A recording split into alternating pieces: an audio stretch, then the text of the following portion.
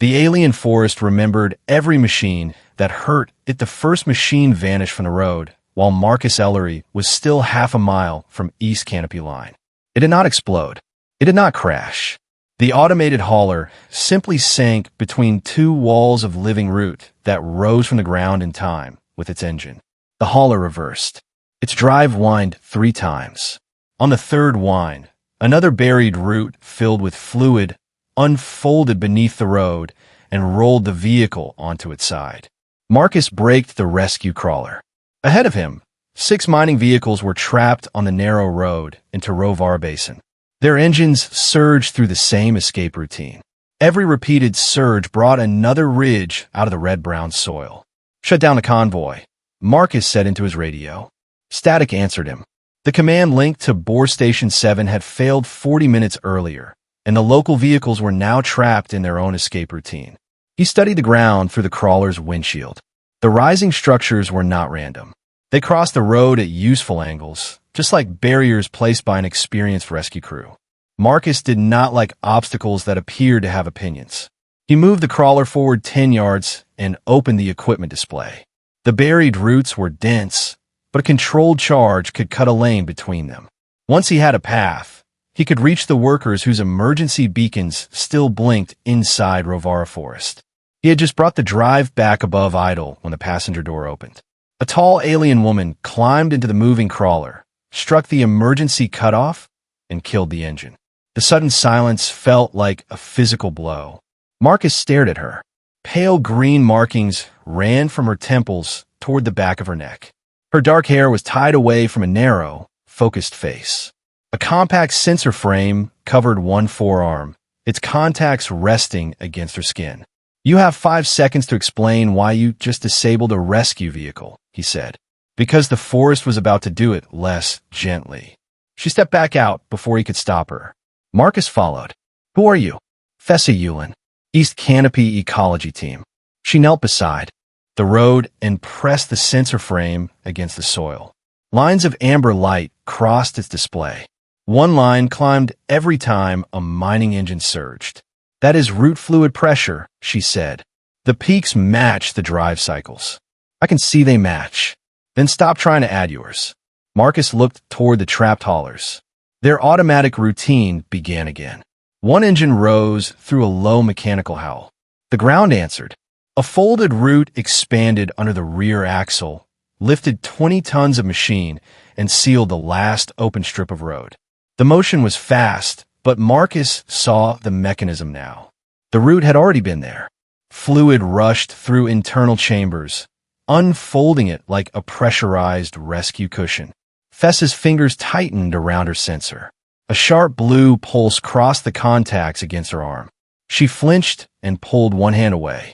"That thing hurt you," Marcus said. It corrected for electrical noise. That was not an answer. It was the answer you need right now. She turned the display toward him. Pressure was still rising under the road, though more slowly now that his crawler was silent. Marcus glanced at the equipment case mounted behind the cab. "I can cut the root wall without using an engine. With explosives. A shaped charge. Small, directed, and very good at minding its own business." "Nothing minds its own business in this forest." Thessa pointed past the road. High in the enormous blue-green trees, translucent sacks hung beneath broad leaves. Marcus had mistaken them for fruit. Several had turned cloudy. "Sedative spores," she said. "The forest releases them when damage spreads too quickly. A blast will transmit through the root network. If enough sacks open at once, everyone in Rovara Basin loses muscle control. For how long? Longer than it will take the roots to close every exit." Marcus studied her expression. She was not guessing about the spores. She was less certain about something else. "How many people are inside?" "We lost the full count with the station link." "Then we do not have time for theories." "This is not a theory." "Good. Prove it." Thessa looked at him for a moment, then lifted her radio. Para cut. Every powered system still connected to East Canopy Line. A woman's voice came through the speaker. "Observation only?" "Everything." The lights along the narrow canopy platform behind them went dark. Marcus opened the hauler network panel on his wrist unit and forced a local shutdown command through the nearest emergency port. One by one, the trapped engines fell silent. For 20 seconds, nothing moved. Then the amber pressure line on Thessa's display began to flatten. The roots did not lower. The one holding the overturned hauler remained rigid. But the climb slowed enough for Marcus to see the difference without asking for numbers. It remembers the vibration, Thessa said. Repeated patterns alter conductivity in the fungal network. The chemical response remains after the machine stops. Memory. Association. Do not give it thoughts it does not have. I was hoping thoughts might be easier. Thessa looked at his boots, which were planted heavily on the metal service plate. Not with the way you walk. Marcus almost smiled. Almost. His radio clicked as East Canopy Line came back on low power. I have partial beacons, Paris said. 3 clusters. One near the outer shelter, one at the middle maintenance zone, and one close to bore station 7. The station drill is still drawing power. Can you stop it? Marcus asked. The control cable is gone. The passive sensor line is separate, but it cannot send commands. Based on the last standard rate reading, the drill reaches the core region in about 4 hours. Standard rate? Thessa asked. It is the best estimate I have. Marcus heard the caution in Para's voice. 4 hours was not a promise. Any medical data? Weak signals from the outer shelter. Mara Sloan is there. She logged several injuries before the channel dropped. Marcus looked into the forest.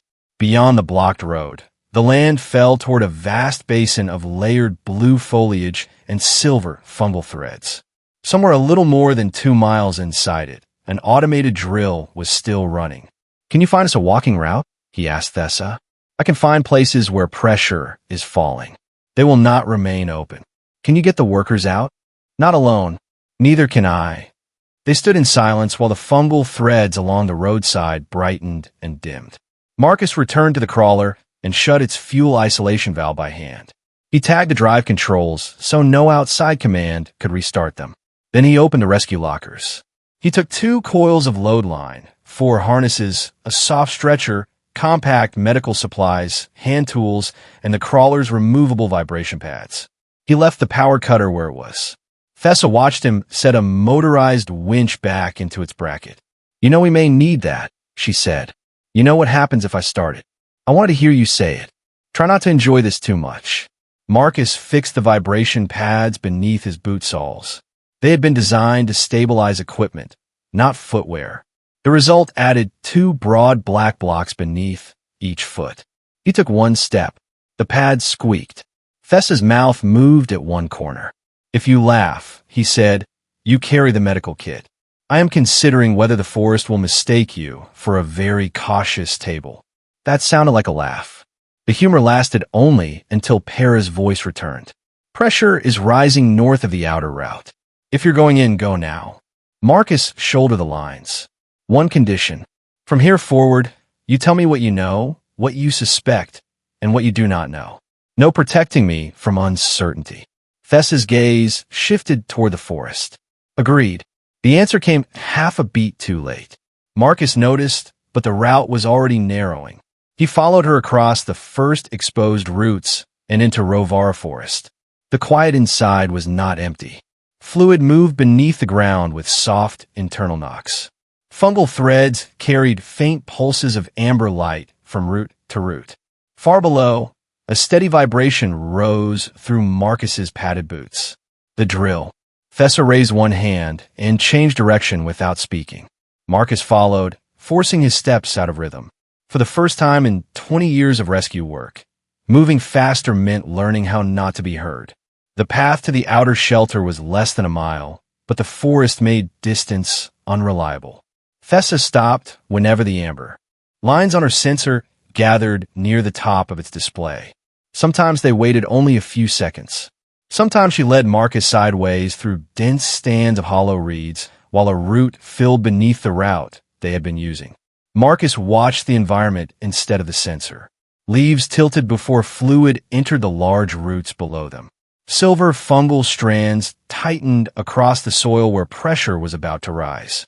He could not interpret those signs as precisely as Thessa, but they kept him from depending on her screen alone. "You are learning," she said after he stopped before she gave the signal. "I prefer knowing why the floor plans to hit me." "The floor does not plan. You keep taking away all its interesting qualities." Their radio contact with Para faded as they descended. The drill vibration grew stronger. They found the outer workers inside a low-service shelter whose door had been bent by a rising root. Marcus heard someone striking the inner panel in groups of 4. "Stand clear," he called. "Marcus?" a woman answered. "We have people against the rear wall." "Mara?" "Yes." Marcus examined the bent door. A powered spreader would have opened it in seconds.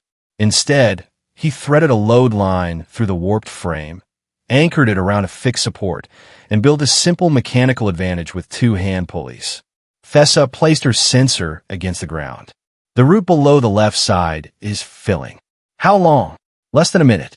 "That is almost a number." 40 seconds. "Much better." He pulled the line steadily rather than jerking it. Metal complained. The door shifted 3 inches. "Again," he said. Thessa took the free line without being asked. They leaned back together. The frame bent far enough for a dark-haired human woman to squeeze through. Mara Sloan wore a torn medical vest and had a brace around one wrist. She did not waste time on greetings. 2 people cannot walk without support. One has a badly twisted knee. Another took a panel to the shoulder. No major bleeding. "How many total?" 6 people here, including me. Tomas had 8 workers with him in the middle zone when we lost contact. Dax and at least 3 others were. Near the station, the root beneath the shelter lifted another inch. Marcus widened the opening and brought the workers out one at a time. Their injuries were painful but stable. He checked the shoulder himself, then retied the support strap so the joint would not move during transport. The direct route back to East Canopy Line had already closed behind them. "We need a place to stage them," Marcus said. Thessa studied the sensor, then pointed across a shallow field of soft moss.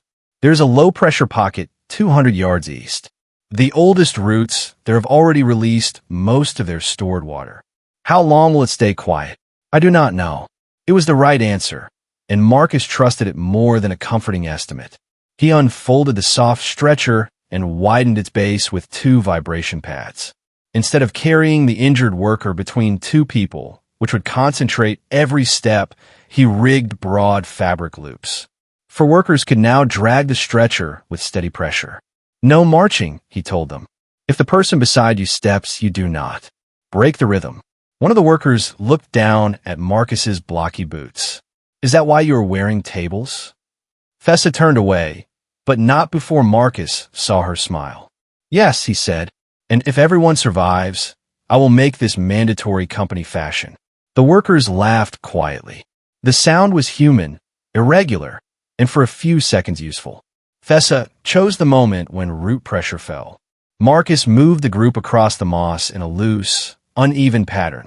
He watched the stretcher, corrected the pull whenever it began to bounce, and kept Mara beside the worker with the injured shoulder. Halfway across, silver threads tightened beneath their feet. "Stop," Thessa said. Everyone froze. A thick root rose 10 yards ahead, cutting across the direction they had been moving. Marcus looked back. The shelter route was closing too. "Left or right?" he asked. Thessa closed her eyes, one hand on the sensor. Amber light moved over her skin. "Right." Slowly. "The pressure there is falling." Marcus did not ask how sure she was. He changed the pull angle, brought the stretcher around, and trusted her. The root behind them finished rising as the last worker entered the low-pressure pocket. Marcus marked the ground with unpowered reflective tabs. Mara set up the medical supplies beneath a stand of broad leaves and tested the low-power radio. "Stay here," Marcus told her. "If the corridor opens, you will be on our route out. And if it does not, then I will give you a different instruction before that becomes a useful question." Mara knew rescue language. She nodded. Marcus left 1 medical pack, a coil of light line, and 2 able workers with her. Then he and Thessa continued toward the middle maintenance zone. The forest changed as they descended. The towering trees gave way to lower growth fed by wide pools of mineral-rich water. Root chambers shone beneath the clear surfaces. Every pulse from the drill sent a faint ring through the pools. Marcus could feel fatigue building in his legs. The padded boots softened each step, but they also forced him to lift his feet higher.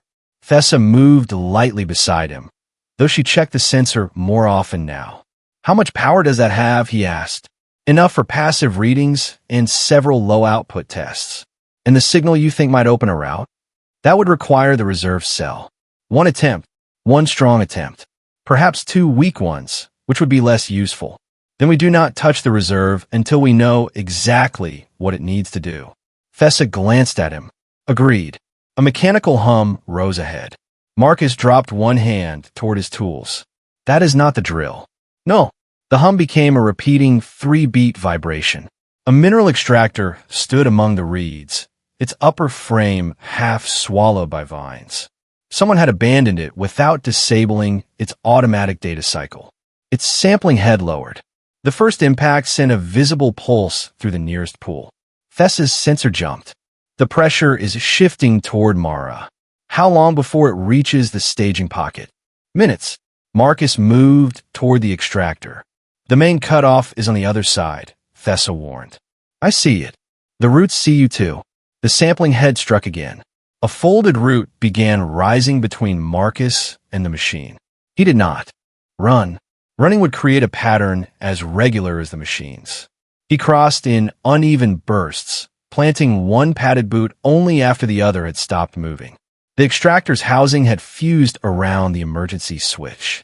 Marcus inserted a hand tool beneath the access plate and leaned his weight into it. The machine struck a third time. The plate opened.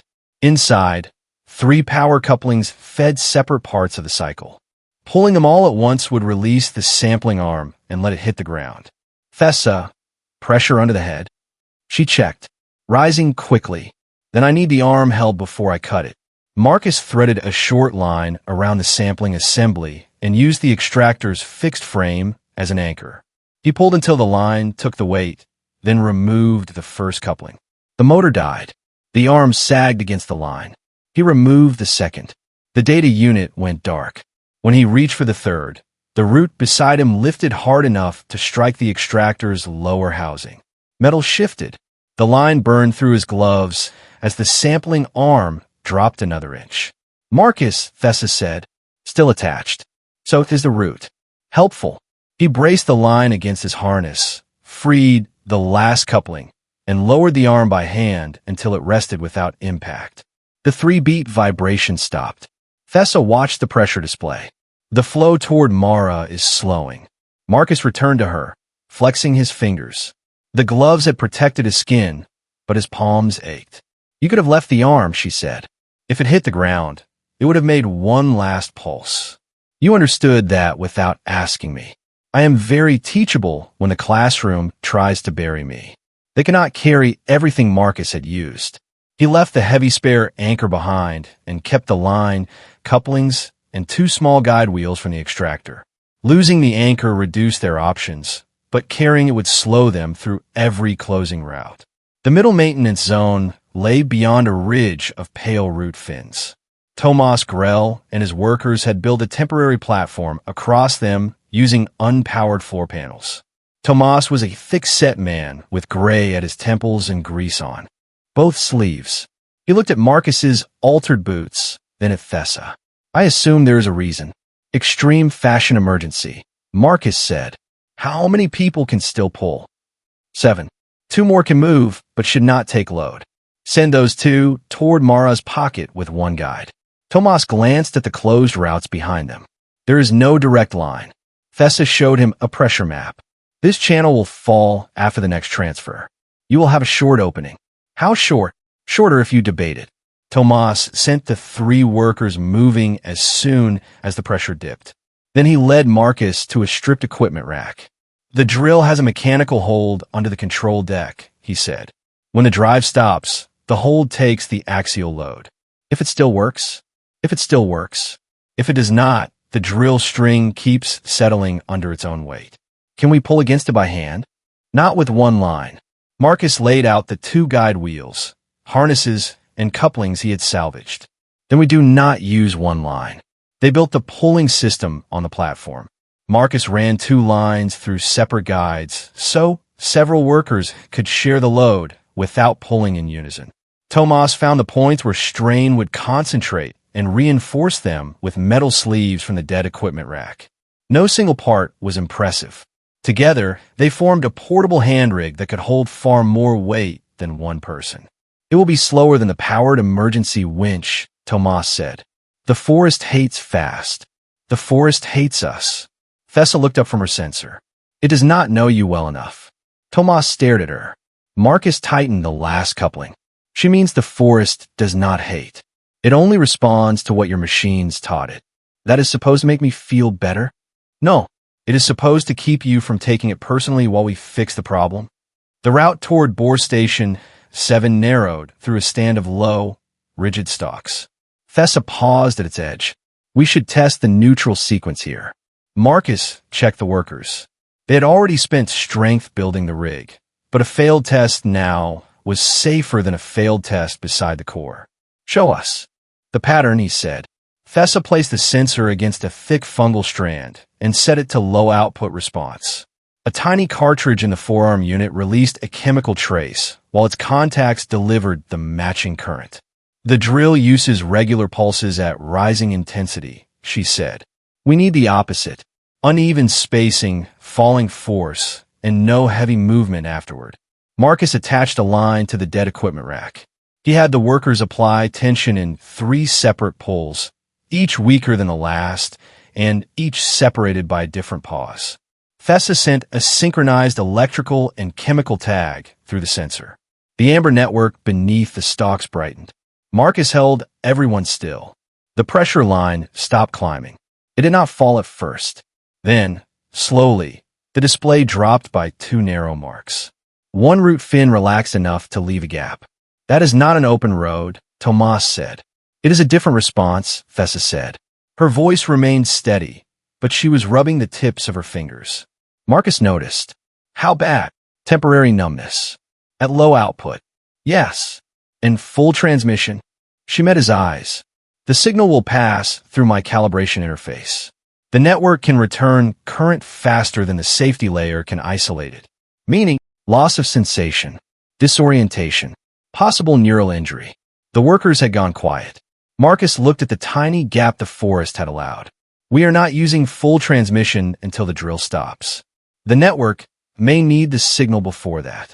It can have the low version. It gets the reserve when there is a real change to associate with it. Thessa studied him for a moment, then shut down the response mode. That is scientifically sound. I was hoping for heroic. Do not become greedy.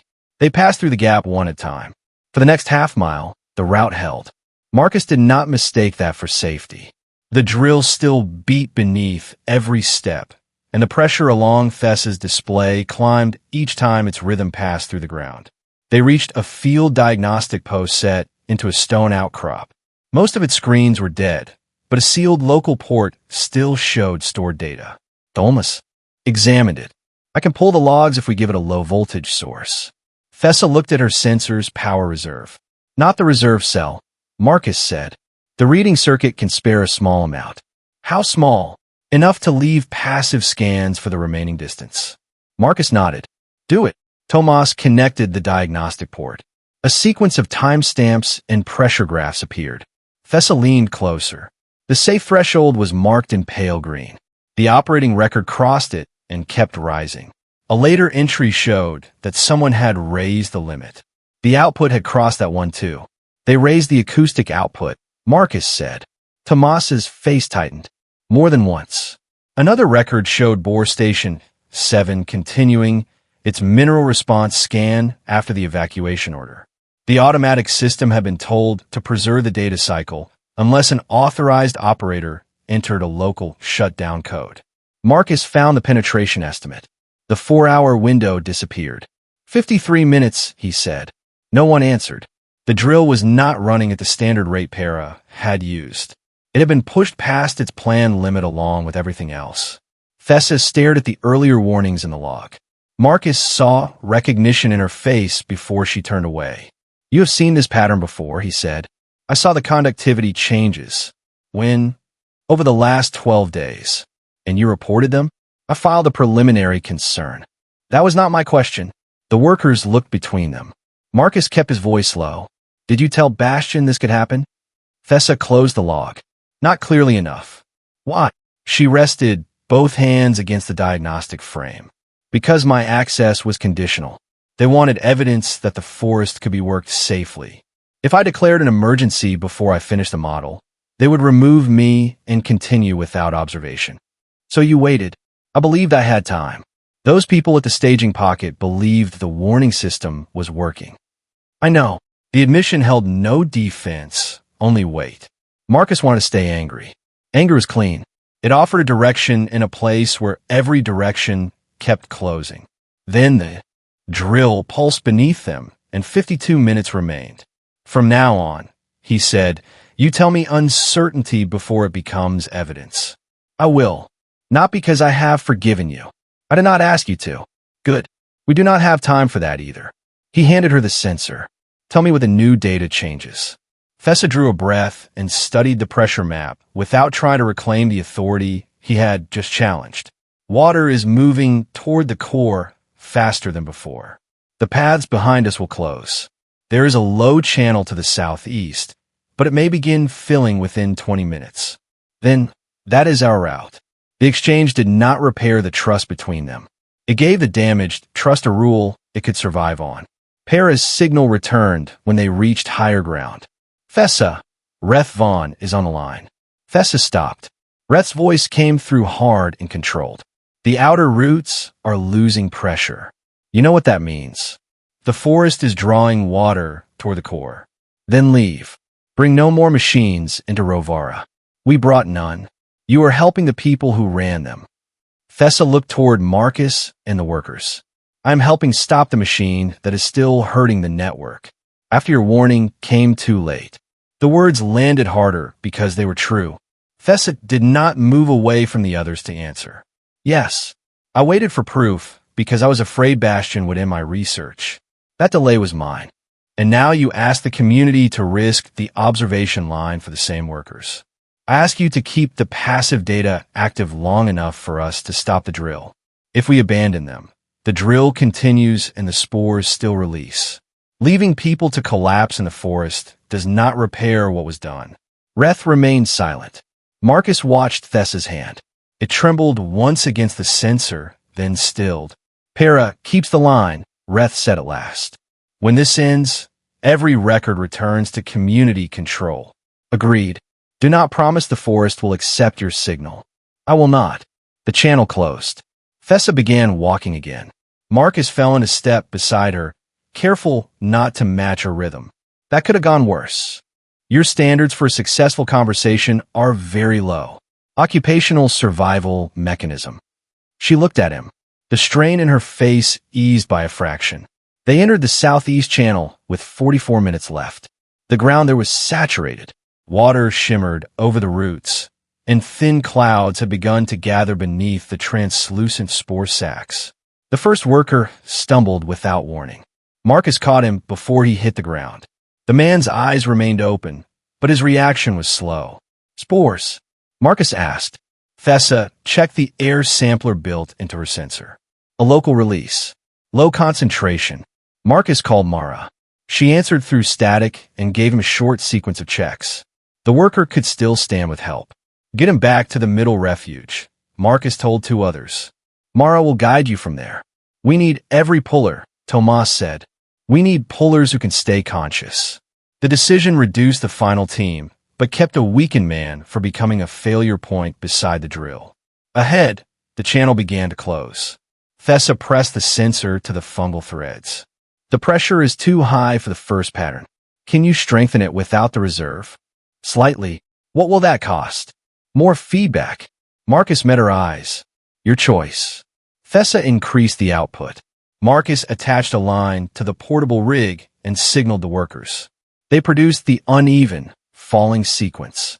Thessa sent the matching electrochemical tag. Amber light raced through the flooded ground. The root walls continued inward, then slowed. Move, Thessa said. The group passed through the narrowing channel. Marcus remained at the rear, controlling the rig so it did not strike the roots. Thessa came through last and pulled the sensor free.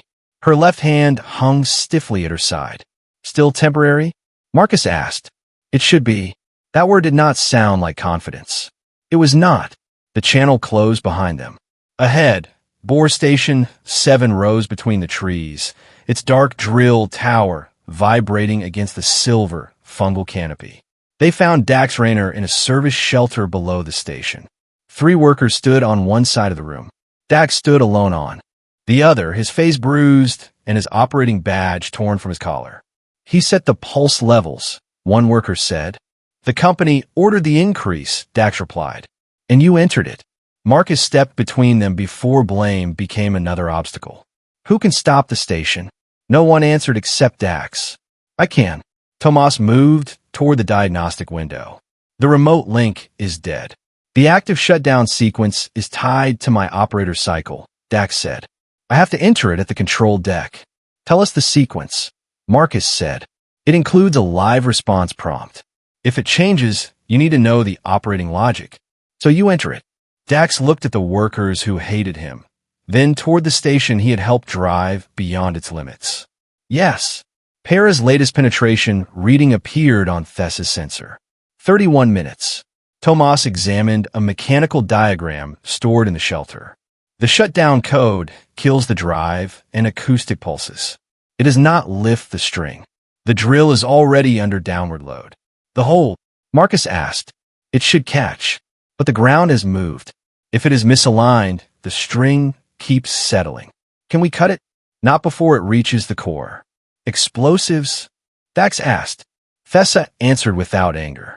They trigger the same spore response as the drill. Silence settled over the shelter. Marcus placed the portable pulling rig on the floor. Then Dax stops the drive. Tomas finds a hold. We take the load by hand and break the mechanical lock. One worker looked at Thessa's sensor. And the forest lets us leave? No, Thessa said. We give it a new pattern and hope it learns the difference. Hope. Marcus tightened the straps on his aching hands. Hope is what people call a plan when they have not seen the work underneath it. He looked at Dax, Tomas, Thessa, and the remaining workers. We have 31 minutes to do the work. Marcus made the plan on the shelter floor because there was no room for uncertainty once they reached the station. Tomas spread the mechanical diagram beside the pulling rig. The drill string passed through a metal collar beneath the control deck. When the drive stopped, a locking bar should slide into that collar and carry the drill's weight. Shifting ground had pulled the housing several inches out of alignment. If the bar misses the collar, the full string settles, Tomas said. Slowly at first, faster after it moves. Where do we take the load? Tomas pointed to 2 maintenance brackets on opposite sides of the deck. Those were built for the powered emergency winch. Are they still anchored? They were the last time anyone inspected them. That answer is not getting better with age. Marcus assigned the remaining workers between the 2 pull lines. Tomas would call out the strain and watch the locking collar. Dax would remain at the console until the controller accepted the shutdown. Marcus would control the load transfer and release the mechanical lock if it jammed. Mara answered when he called the staging pocket. We felt another pressure shift, she said. The outer route is nearly closed. Keep everyone ready. If a corridor opens, you will have little warning. How will I know it is the right corridor? Thessa took the radio. The routes nearest you will lose pressure from east to west. If they drop in any other order, stay where you are. Understood. Para came onto the channel next. I can see the broad pressure field, but the station is interfering with the local sensors. Call any large transfer toward the east route, Marcus said. Do not try to guide us inside the station. I would not know how. That makes 2 of us. He ended the call and looked at Thessa. She was testing the sensor reserve. The high output cell showed 1 full charge. Her left hand had regained some movement, but she still closed the fingers one at a time, as if reminding them what to do. Tell me your limit, Marcus said. I may not know it until I reach it.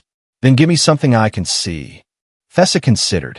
If I stop responding to direct questions, disconnect the interface. If my breathing becomes irregular, disconnect it immediately. Will that damage the sensor? Possibly. I was asking about you. Disconnecting suddenly may worsen the feedback. Remaining connected after I lose the ability to regulate it will be worse. Marcus did not like a choice in which both answers were dangerous. Rescue work had taught him that disliking a choice did not remove it. You decide when to begin, he said. I decide when you are no longer able to decide. Thessa met his gaze. That is acceptable. Dax shifted near the wall. The controller may ask for a live correction. I cannot predict which one. Can anyone else answer it? Marcus asked. No. Then you stay at the console. You do not leave because someone is angry with you. And you do not try to make this into a confession. Dax looked down. I was not planning a speech. Good. I already have a forest that reacts badly to repeated noise. One of the workers let out a short breath that might have been a laugh. The tension did not disappear, but it became something they could move through. 26 minutes remained. The service shelter stood less than a quarter-mile from Bore Station 7.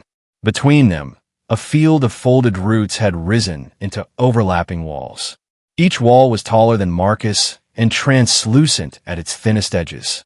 Fluid rushed through internal chambers with a sound like water moving inside a building's pipes. Thessa studied the pressure map. The western wall is feeding the center.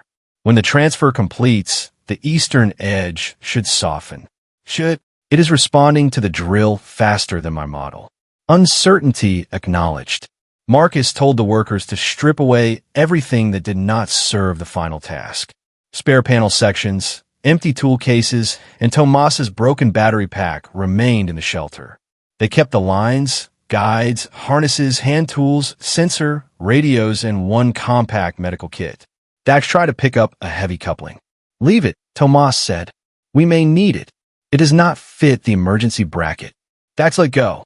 Marcus saw the effort it took for the others not to turn that small mistake into an accusation. Blame had become another kind of load. He could not remove it, but he could keep it from breaking the operation. The eastern root wall shivered. Now, Thessa said. Marcus attached one line to the portable rig. The workers pulled in the falling, uneven sequence they had practiced.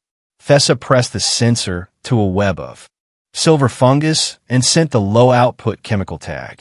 The wall did not lower. Its inward movement slowed. A gap opened near the ground, no more than 4 feet high. Dax first, Marcus said, then Tomas and the rig. The nearest worker objected. Why him? Because if he does not reach the console, none of us leave. Dax crawled through. Tomas pushed the folded rig after him. The workers followed, each waiting for a different count before moving, so their hands and knees would not create a repeating beat. Marcus stayed on the shelter side with Thessa. The gap narrowed. Go, he said. I have to keep the tag stable. Can you do it from the other side? Not until the sensor passes the fungal junction. Marcus watched the root descend another inch. Then tell me when. Thessa held the signal. Amber light spread across the fungal web and faded in irregular waves. Her breathing remained controlled. Now, Marcus guided the sensor beneath the wall while she crawled after it. He followed last, dragging the line so it would not snap against the root. The padded block on his right boot caught. For one absurd second, Marcus pictured himself becoming the first rescue specialist crushed because he had dressed like furniture. He pulled his foot free and rolled through as the wall sealed behind him. Thessa was waiting on the other side. Very cautious table. I am removing humor from your emergency privileges. You would have to catch me first. She rose, but her balance shifted. Marcus offered a hand without grabbing her. Thessa accepted it, steadied herself, and let go. The exchange took only a second. It changed more than either of them said. They turned toward the station. Bore Station 7 had been built on a metal platform above a depression in the forest floor. Its drill tower climbed through the lower canopy. Thick support legs disappeared into masses of folded root that now pressed against the platform from every side. The structure vibrated in a rising cycle. Marcus felt the pattern through his teeth. Every pulse sent cloudy movement through the spore sacs above them. 22 minutes, Paris said through the radio. Core conductivity is climbing. We are at the station, Marcus replied. Call the east transfer if it starts. The access stairs had twisted away from the platform. Tomas found a maintenance ladder on the lower frame, but a root had bent its first 6 rungs. Marcus rigged a line over the railing and climbed by hand. At the top, he anchored the line for the others. No one moved quickly, yet the deck filled with people in less than 3 minutes because each person knew the order. Dax went straight to the control console. "It is still responsive," he said. "Do not enter anything yet," Marcus told him. Tomas opened the emergency housing. The locking bar sat outside the drill collar exactly as he had feared. The collar had shifted down and left. "The bar cannot engage from here," he said. "Can we realign it?" "Not while the string is moving." "Then we hold the string, stop the drive, and move the bar by hand." Marcus crossed to the first maintenance bracket. Rust-colored stains marked the bolts where moisture had seeped in, but the frame remained solid. The second bracket was not. A rising root had pushed one side of its base out of the deck. 2 bolts had pulled halfway free. Tomas tested it and shook his head. "It will not take half the load." "Then it does not get half." Marcus looked at the platform supports beneath the deck. One remained clear of roots. It had not been designed as a line anchor, but it connected directly to the station's main frame. He ran the second load line around it, then routed both lines through the guide wheels salvaged from the extractor. The arrangement gave them 2 points of support. It also changed the pull angle. "That adds friction," Tomas said. "Friction is cheaper than losing an anchor. It costs more people." Marcus counted the workers. After sending the affected man back and assigning Dax to the console, they had just enough. "We use harnesses. No one holds only with their hands." He fixed the harnesses in 2 offset rows. One group would take tension, the other would hold. They would exchange roles without ever releasing the load completely. Tomas watched him work. "You have done this before." "Not with a forest listening." "Comforting. I am known for it." The deck tilted half an inch as another root filled below. The damaged bracket shifted. Marcus moved the line off it entirely and added a metal sleeve where the rope crossed the main support. The change reduced their mechanical advantage again, but it removed the weakest point. "Test load," he said. The workers leaned into their harnesses in staggered motion. The lines tightened. The main support held. One guide wheel creaked. Tomas placed a hand against its housing. "Within limit, but not by much." "Nothing today is by much." Thessa moved to the edge of the deck where a dense fungal mat climbed the station leg. The sensor contacts opened across her forearm. Marcus joined her while Tomas made final adjustments. "If the drill stops and the roots still do not open," he asked, "we maintain the neutral pattern until the network pressure changes or the reserve cell empties.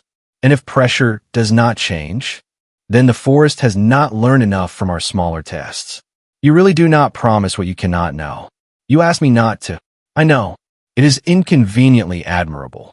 Thessa looked toward the cloudy spore sacs. "Marcus, if the network rejects the signal, do not use explosives after I disconnect. I understand the consequence." "Say it." He knew why she needed the words. She had once left a warning incomplete. "If the signal fails, I will not blast a path. We will use whatever low-pressure route remains and accept what we have to leave behind. People are not equipment." "I know. That is what frightens me." Marcus looked at the workers preparing the lines, at Dax waiting over the console, and at the roots closing beneath them. "It frightens me too," he said. "Fear does not get the final decision." Thessa nodded once. Marcus returned to the rig. 16 minutes remained. Para's voice broke through static. "Pressure is rising across the whole basin. I may lose the outer sensors." "Keep the east line," Thessa said. "Let the others drop if you need the power." Reth already authorized it. The lights on Thessa's sensor changed as Para redirected the observation network. A narrow band of data remained from the station to East Canopy Line. It was not control. It was only a way to see what the forest did next. Marcus checked every harness himself. Tomas called the load. "Dax, wait for my signal." "Thessa, you begin when you choose." She knelt beside the fungal mat and touched 2 fingers to the sensor controls. Beginning read link. Amber light crossed the contacts. Thessa's shoulders tightened. "Signal stable," she said. Marcus raised one hand. "First group, take tension." No them. The first group leaned back at different moments. The line tightened around the drill collar. Second group, hold. The load passed through the guides with a low groan. Tomas watched the strain marks he had drawn on the line sleeves. We have it, he said. Barely. Ducks. Enter the code. Dax's hands moved over the console. The first sequence cleared. A prompt appeared. Live correction, he said. Can you answer it? Yes. He entered a second response. The controller paused, then rejected it with a dull tone. Several workers turned. Eyes on your lines, Marcus said. Dax, read the prompt again. It wants the current penetration offset. The local depth sensor is delayed. Tomas looked toward the mechanical gauge under the deck. I can read actual depth. Call it. Tomas leaned over the housing. 3 marks below nominal. Dax entered the correction. The console accepted it. Shut down arm, he said. It will cut drive on confirmation. Wait. Marcus looked toward Thessa. She opened the reserve cell. The sensor gave a soft, rising tone. Light spread over the fungal mat beneath her hands. Thessa inhaled sharply. Can you regulate it? Marcus asked. Yes. Direct question. Where are you? Control deck. Bore station 7. What we doing? Teaching your very cautious table how to whisper. Marcus felt a brief, fierce relief. Close enough. She looked at Dax. Confirm. Dax touched the final control. The acoustic pulse stopped. The silence that followed was so complete Marcus heard every worker breathe. Then the drill string dropped. The lines snapped tight. Harnesses pulled hard against shoulders and hips. One worker lost footing but remained attached. Hold! Marcus shouted. The guide wheels screamed against their housings. Tomas watched the locking collar. The bar missed. The string is still moving. Rate? Slow, increasing. Marcus transferred 2 workers from the holding group to the primary line. Take the load on my count, but not together. First puller now. Wait. Third puller now. The movement slowed. The deck shifted under them as roots pressed upward. Thessa sent the first high-output tag into the network. Amber light raced away from the station in branching paths. Her left arm jerked. Thessa, still regulating. Marcus turned back to the drill housing. The mechanical lock sat inside a narrow service recess below the deck. To align it, someone had to rotate the jam bar while the drill string remained suspended. I can reach it, Tomas said. You call the load. I turn the bar. You need both hands. Then I use both. Marcus clipped his safety line to the main support and lowered himself into the recess. Heat from the stop drive filled the metal space. The locking bar had twisted against the edge of the collar. Striking it would have been fast. It also would have sent a sharp pulse through the station legs and into the roots. Marcus fitted the longest hand wrench over the release shaft. Tomas, give me 2 degrees of lift. That cost strain. I know. Above him, Tomas reassigned the holding group.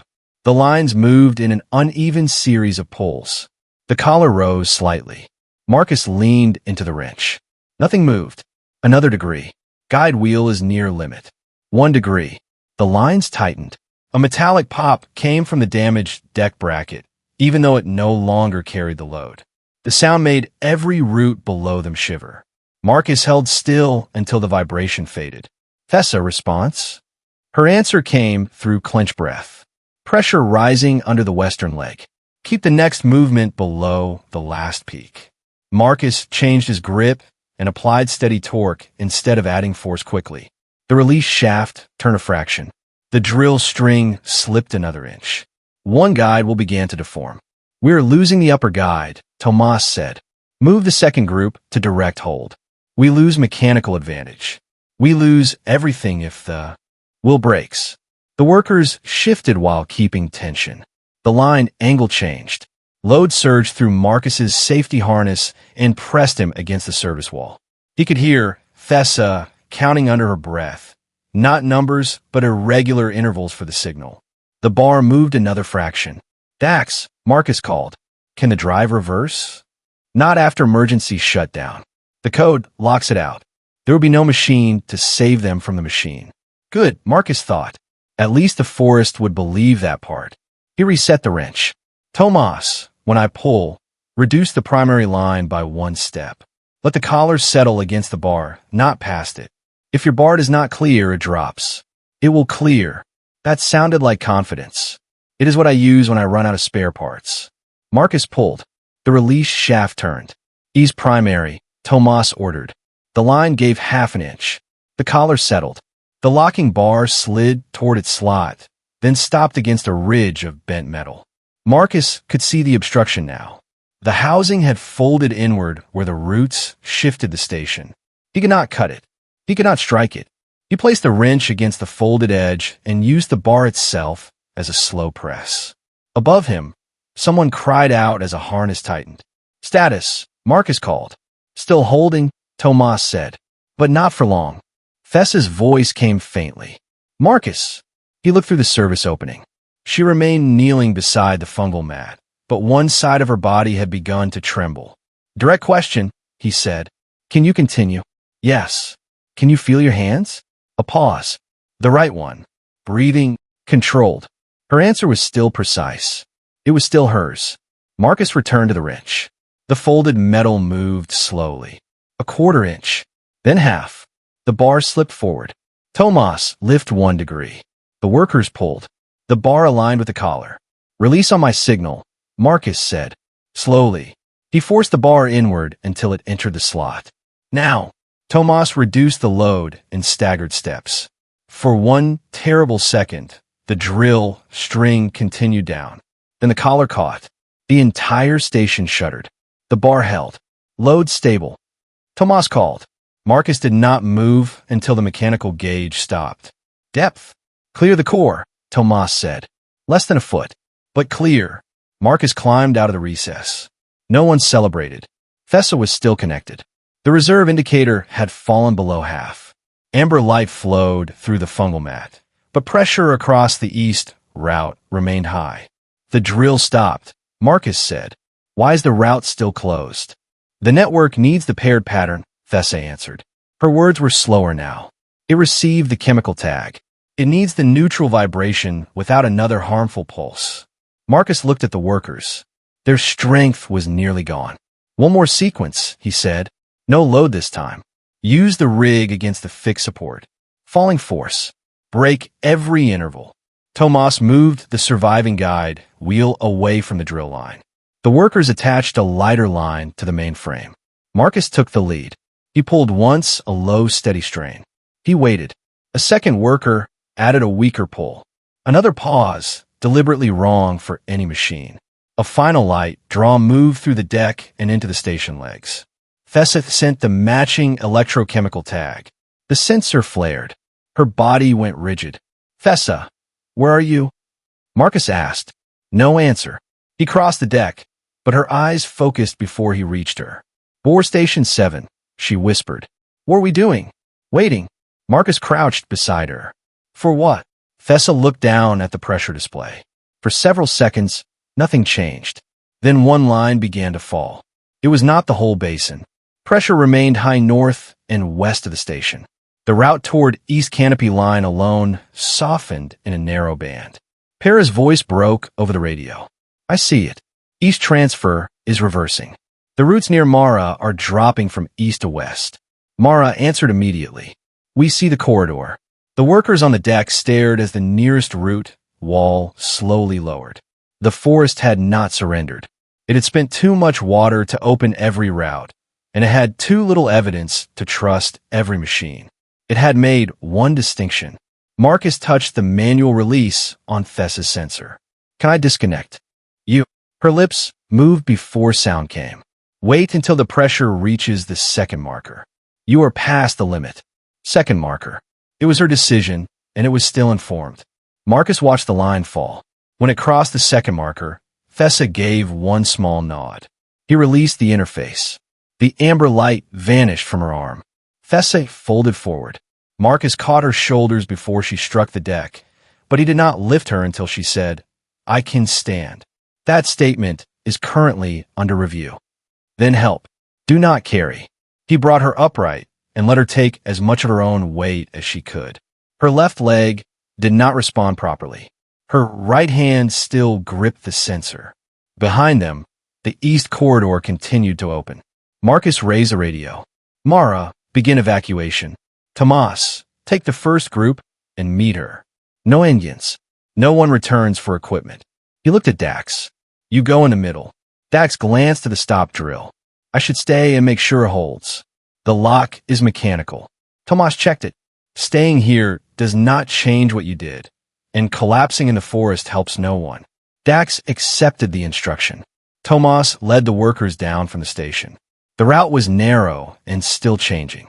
He called each pressure marker to Para, creating a live map for Mara's group without pretending the route was permanent. Marcus waited until the deck was clear. Then he and Thessa started toward East Canopy Line. The corridor looked nothing like an open road. Roots had lowered just enough to create a winding strip of ground between them. Some remained waist-high. Others left narrow spaces that forced the workers to turn sideways. Silver fungal strands still glowed beneath the soil, carrying the new signal outward in fading pulses. Marcus supported Thessa at her right side. He kept one arm available without locking it around her. Tell me if the left leg changes, he said. It feels heavy. Pain. No. Very little sensation. That is not better. I did not say it was. She watched the dark sensor display on her arm. The reserve cell was empty, but the passive pressure circuit still held a small charge. Can it read? Marcus asked. Locally. Not far enough to plan the whole route. Para has the broad field. You have what is under our feet. I have eyes. An advanced system. Extremely expensive. They moved in short stretches. Every time Thessa stopped, Marcus waited without urging her forward. Pressure fell ahead of them and rose behind, closing the corridor in the same order it had opened. The pattern created a hard limit. They could not go back to Bore Station 7, even if the locking bar failed. Tomas called through the radio. We reached the first bend. The route is holding, but one of the walls is rising early. Para answered from East Canopy Line. Pressure is shifting north of you. Stay on the southern edge. We cannot see an edge. Thessa lifted her radio. Look for pale, fungal threads. The southern roots released water first. Their surface temperature will be lower. Tomas found them and redirected the group. Marcus listened to the exchange with a feeling he did not often permit during an operation. Pride was dangerous when it arrived before everyone was safe, but this was not pride in himself. Thessa had lost sensation in half her body and was still doing the work only she could do. What? She asked. Nothing. You looked as if you were preparing a sentence. I decided the situation was already dangerous enough. Wise. The station disappeared behind a rising root wall. They caught the first group near a shallow pool. Tomas and the workers had slowed because Dax was helping one man whose harness had strained his hip. Keep moving, Marcus told them. Mara can check him at the staging pocket. The worker beside Dax pulled away. I do not need him. Then you can use the energy you save being angry to walk. Marcus did not ask them to forgive one another. He asked them to survive the same route. The corridor descended into the saturated channel where the local spores had affected the earlier worker. The cloudy layer beneath the leaves was thinning now that the drill had stopped, but it had not vanished. Thessa checked the air reading. Concentration is falling. Safe. Safer. You have a talent for words that do not relax anyone. It has taken years of study. Marcus, move the workers through in pairs separated by irregular gaps. The soft soil made their steps quieter, but it also pulled at his modified boots. One vibration pad tore loose. He caught it before it fell, then looked at the broad black block in his hand. Thessa glanced down. The table has lost a leg. The table is adapting. Marcus cut the loose straps and divided the remaining material between both boots, wrapping the soles in thinner layers. The repair offered less protection, so he changed his gait again. He rolled each foot from the outside edge instead of landing flat. Thessa watched his first few steps. Better, she said. I am deeply moved by your approval. Do not become emotional. It will affect your balance. The exchange drew quiet laughter from the nearest workers. It also forced Marcus to breathe more evenly. The pressure behind them surged. Move, Paris said over the radio. The station route is closing faster. Marcus passed the instruction forward. The group increased speed without falling into a marching rhythm. The forest had taught them a strange kind of coordination. Everyone watched the person beside them so they could avoid matching movement rather than copy it. The first route wall rose behind the last worker. Marcus and Thessa cleared it with seconds to spare. At the next bend, Mara was waiting with the staged workers arranged in evacuation order. Those able to walk stood at the front. The person with the injured knee lay on the widened stretcher. The worker with the shoulder injury had been secured against unnecessary movement. Mara took one look at Thessa. What happened? Neural feedback, Marcus said. Reduced sensation on the left, balance affected, remained conscious throughout. Any irregular breathing? No. Vision. Thessa answered for herself. Clear. Mara touched 2 fingers to Thessa's wrist, then checked her eyes. I want you on a stretcher. The pressure reader is local now. I need to remain upright enough to see it. That is not a medical reason. It is an evacuation reason. Mara looked at Marcus. Her call while she can make it, he said. Put a support line on her harness. If she loses consciousness, we move. Her. Thessa gave him a brief look. He had enforced the limit they agreed on without speaking over her. Mara attached the support and moved to the stretcher group. Tomas checked the route on Para's broad map. The direct east line is open, but only 1 person wide near the old extractor. The extractor is dead, Marcus said. The routes around it are not. Then we take the stretcher first. If the path narrows, the people who can climb wait. Marcus repositioned the stretcher lines. 4 workers took the load at different points, using the same broad pull pattern they had practiced earlier. Dax stood without an assignment. Marcus handed him the rear stabilizing line. Keep the stretcher from swinging. Steady pressure, no jerks. Dax took it. Understood. The worker with the injured knee looked back and recognized him. His face hardened. He is holding the line, Marcus said. Nothing more is required from either of you right now. They entered the narrow section. The disabled extractor loomed above the reeds. Its sampling arm remained suspended exactly where Marcus had lowered it. The lines he had left behind were still tied around the frame. The machine did not wake. The roots beside it were relaxing, but not evenly. One chamber emptied while the next remained pressurized, making the wall lean over the route. Thessa studied the faint local reading. The upper chamber is losing pressure. The lower one is holding, meaning it will bend before it lowers. Marcus looked at the stretcher. The leaning root would reduce clearance below the width of its broad frame. Can it reverse? Not while the water is moving this way. The route behind them continued to close. They could not wait.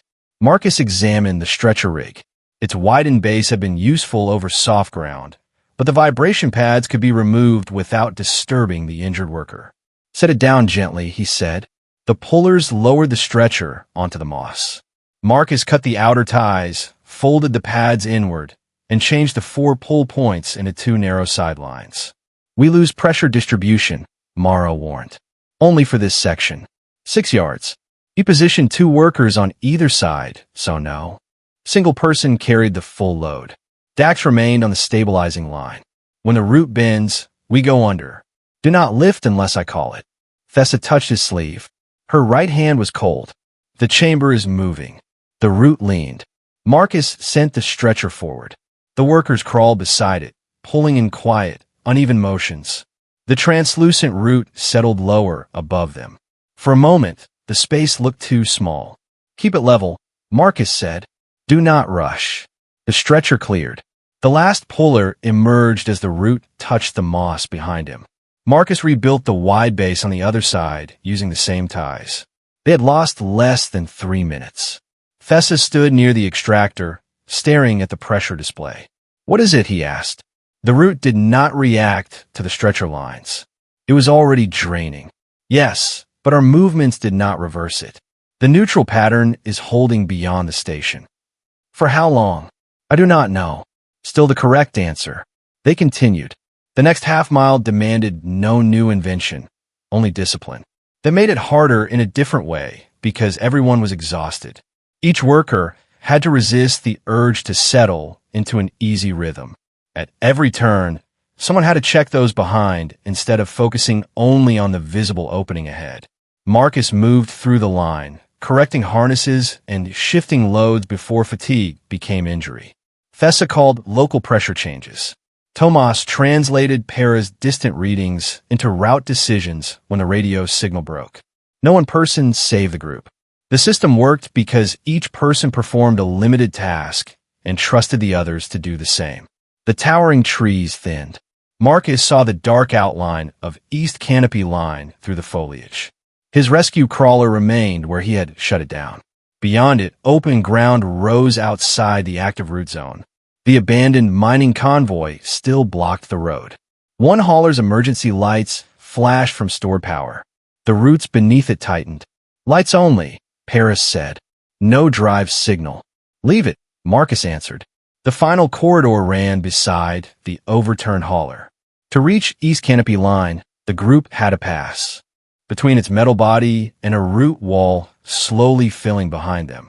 Mara led the stretcher through. Tomas followed with the workers who could assist on the far side. Dax reached the gap and stopped. The overturned hauler carried the same operator markings that had been torn from his collar. He placed one hand against its silent body. Dax, Marcus said. Dax lowered his hand and moved. There was no speech and no easy forgiveness. There was only a choice not to restart what had harmed the forest. The root wall rose another foot. Marcus counted people as they crossed East Canopy Line. Mara checked them against the beacon list. Tomas came through. Dax came through. The workers from all three clusters followed. One remained. Marcus looked back. Thessa stood inside the corridor, her weight supported by the line on her harness. Her sensor had gone dark. She was looking not at the exit, but at the fumble threads beneath the road. Thessa, the pressure is rising. Then move. If I step too hard, it may close faster. Marcus went back into the gap. The root wall behind her had reached shoulder height. The overturned hauler left barely enough space for both of them. He took the support line, but did not pull. Match my instruction, not my step, he said. Right foot when I say. Then wait. Thessa nodded. Right. She moved. Wait. The root rose. Left. Her left leg dragged. Marcus took more tension through the harness while allowing her foot to remain on the ground. Wait. The gap narrowed behind them. Right. They crossed the last few feet without creating a repeated pattern. Marcus stepped over East Canopy Line. Thessa followed. The root wall closed against the abandoned hauler with a deep, slow pressure. Metal bent. No engine answered it. For several seconds, everyone remained still. Then Paris spoke from the observation platform. All registered beacons are outside the active basin. Marcus counted again anyway. Every worker was present. Only then did he remove his harness. Thessa swayed. Mara reached her first, but Thessa caught Marcus's forearm with her right hand. The forest did not open for the metal, she said. No, it opened for the pattern. And because the drill stopped. Both. Her knees gave way. Marcus and Mara lowered her onto the stretcher together. Thessa remained conscious, though she could no longer move her left hand. Mara began a neurological check. Can you feel this? Pressure, not temperature. This, nothing. Marcus crouched where Thessa could see him. Direct question, he said. Where are you? East Canopy Line. What did we do? Her eyes found his. We taught a table to walk. Marcus laughed once, quietly and without relief becoming carelessness. Close enough. Above Rovara Basin, the cloudy spore sacks slowly began to clear. The forest did not lower the other root walls. It did not release the trapped vehicles or return the road to its old shape. It held every route except the narrow corridor the group had used, and even that corridor closed after the last person crossed. Bore Station 7 remained silent. Marcus ordered every vehicle at East Canopy Line kept offline. The injured workers were moved using manual equipment until a medical transport could land beyond the root zone. No one suggested starting the rescue crawler. The first night after the evacuation, Marcus slept for 40 minutes in a chair beside the observation room. When he woke, Para was replaying the pressure record on the wall display. The data showed the forest response as lines of color. Red peaks followed the mining pulses. Smaller amber waves marked the neutral tests. At the end, one narrow blue channel opened toward East Canopy Line. It looks deliberate, Paris said. Thessa would tell you not to give it thoughts. She has told me that for 6 years. Does it work? Rarely. Marcus stood and stretched the stiffness from his back. Through the observation glass, Rovara Forest shimmered beneath the night sky of Toralis. No lights moved inside it. How is she, he asked. Awake. Angry that Mara will not let her stand. Good. The anger or the standing? Both. Para dimmed the display. Reth is with her. Marcus found Thessa in the small medical room. She sat upright on the bed, with her left arm supported against her body. Reth Vaughn stood near the window, a compact, older alien man with the same pale green. Markings Thessa carried at her temples. Mara was adjusting a stimulation patch along Thessa's wrist. Any change? Marcus asked. Some pressure sensation has returned, Mara said. Motor response is inconsistent. She needs rest and repeat evaluation. I have been informed, Thessa said, many times.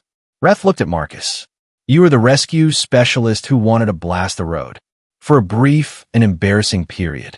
It was 12 minutes, Thessa said. I see the medical treatment has not damaged your sense of timing. Reth did not smile, but the severity in his face changed. He held a data wafer taken from the observation system. The station records, community sensors, and Thessa's field data will be placed under shared local control.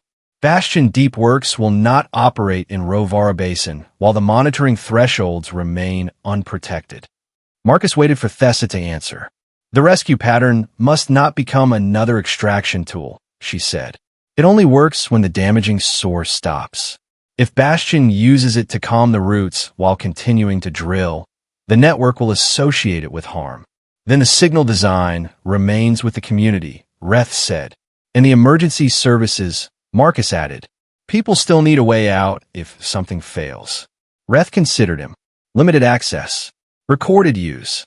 That is between you and the people who stay. My part is making sure rescue teams understand that a louder tool is not always a better one.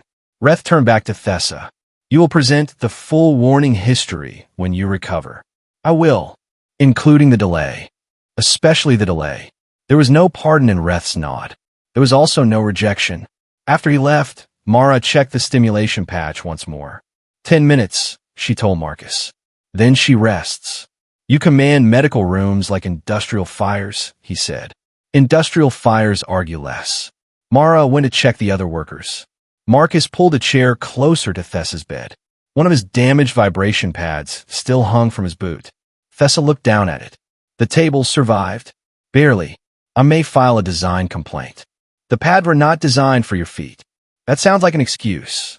Silence settled between them, easier than the silences inside the forest. You should be angry, Thessa said. I was. Past tense. Not entirely. She accepted that without looking away. Your delay mattered, Marcus continued. So do what you did after. One does not erase the other. That is not forgiveness. No, thank you. Marcus leaned back. You are the first person who has thanked me for not forgiving them. You are the first person who has made it sound useful. He looked through the window toward the dark basin. I thought you were stopping me because you valued the forest more than the workers. I thought you valued action more than consequences. We were both wrong. Not completely. No, that would be too convenient. Thessa flexed the fingers of her right hand. The left did not follow. Were you afraid? Marcus asked. During the connection? Before. Yes. You did not look afraid. You looked confident under the drill. I was out of spare parts. Thessa laughed softly, then winced as the movement pulled at the sensor contacts still marked on her arm. Marcus let the humor pass before he spoke again.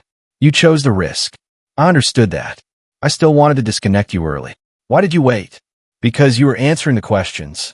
Because it was your field, your nervous system, and your decision. Because trusting someone only when they choose what you prefer is not trust. Thessa's expression went still. That is a dangerous principle, she said. Most useful ones are. Mara appeared in the doorway. Time. Marcus stood. Where will you go? Thessa asked. I have a rescue crawler parked outside, that probably feels abandoned. After that, my service wants a field report, and someone will ask me to teach people how not to repeat this. Will you? Marcus looked at his improvised boots. I may have developed specialized qualifications. As a table, a very cautious one, he left before the conversation became a promise neither of them had earned yet. Thessa remained at East Canopy Line for the first stage of her recovery. Marcus stayed on Toralis for 9 more days. He inspected the manual locking system with Tomas, documented, which rescue equipment had worked without engines, and helped Mara move the last injured workers to off-site care. Dax provided the operating records without asking for protection from their consequences. He did not return to the basin. When Marcus last saw him, he was helping Para identify every automatic cycle that might restart abandoned machinery. No one called that redemption. It was necessary work. Sensation returned to Thessa's left leg before it returned to her hand.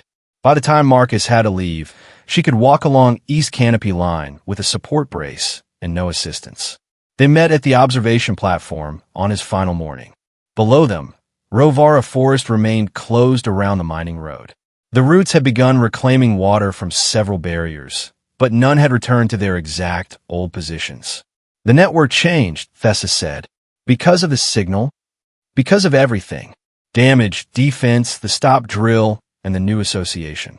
We cannot separate one event and call it the cause. You're going to make a terrible motivational speaker. Good. Marcus rested his hands on the railing. Reth approved the monitoring project, community control, independent power limits, and no extraction access to the rescue signal. You are staying. This is my work. I know. Thessa looked at him. You are leaving. This is mine. I know. Neither asked the other to choose differently. Marcus wanted to tell her he would return. Instead, he took a small, unpowered data card from his pocket and set it on the railing. My boot pressure records, he said. Para thought you could use them. Thessa picked up the card. For research. For destroying the evidence. Too late. The forest has copies. He smiled. They did not kiss. The moment did not need a gesture large enough to compete with everything that remained unfinished. Thessa extended her right hand. Marcus took it. Her grip was steady. Walk lighter, Marcus Ellery, she said. Warn louder, Thessa Ulen. Agreed. He left Toralis that afternoon. The request to develop low-impact rescue training reached him before his transport cleared the system. Marcus accepted. Over the following months, he taught emergency teams to study the environments they entered before choosing the strongest tool available. He made them practice moving casualties without synchronized steps. They also learned to build hand systems from powered equipment and separate speed from noise. He never presented Rovara Forest as a miracle or a hostile intelligence. He described a biological network with measurable thresholds, a hydraulic defense system, and a learned association created by repeated harm. The distinction mattered. Thessa sent corrections to his first training guide. There were 37. Marcus replied that only 12 were scientifically necessary. She returned the document with 41 corrections. Their messages began with work. Gradually, they included the smaller things that work usually hid. Thessa told him when sensation returned to 2 fingers of her left hand. Marcus sent a recording of an entire rescue class failing to cross a practice floor without falling into step. She informed him that synchronized embarrassment was still synchronization. He sent her updated pressure data from a flood rescue in which his team had used manual lines instead of tracked vehicles. She sent him the first Rovara monitoring record. It showed that the neutral rescue pattern still reduced root pressure only when no damaging vibration followed it. The forest had not learned obedience. It had learned a condition. That was enough. 5 months after the evacuation, a package arrived at Marcus's training center. Inside was a pair of rescue boots. They were lighter than his old pair, with layered soles that dispersed impact across flexible sections. A small card carried one sentence. For a table attempting mobility. Marcus wore them during the next training exercise. Then the next. He learned how they responded on stone, metal, wet soil, and hollow industrial flooring. He adjusted his stance until the pressure reading stayed below the target Thessa had marked. By the time he returned to Toralis, the soles were scuffed and one side carried a permanent stain from flood mud. Para met him at East Canopy Line. She looked at the boots before she looked at his face. Good. You used them.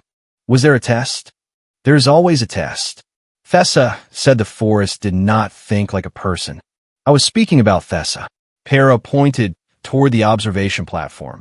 Thessa stood at the far end, watching amber pressure lines move across a low display. She no longer wore a support brace.